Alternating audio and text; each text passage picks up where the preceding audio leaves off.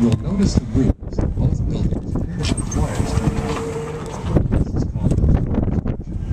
From the takeout structure, the wires carry the electricity up and over the canyon walls at 1,000 volts.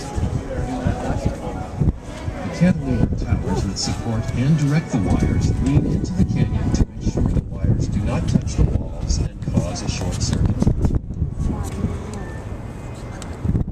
Looking downriver, midway on the canyon wall, you will see a rectangular concrete building with 6 floors. This is a valve house.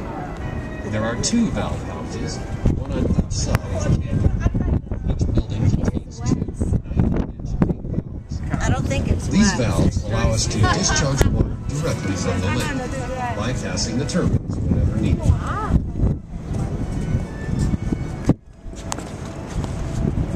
Above the valve houses, stretching across the canyon, are 6 3.5-inch diameter cables. Following the cables to the right, you will see the lifting mechanism of the crane supported by the cables. This is an original crane from construction of the dam. It is the oldest and largest continuously operating cableway crane system in the world, with a lifting capacity of 150 tons. The crane is used to deliver large equipment from the road to the powerhouses below.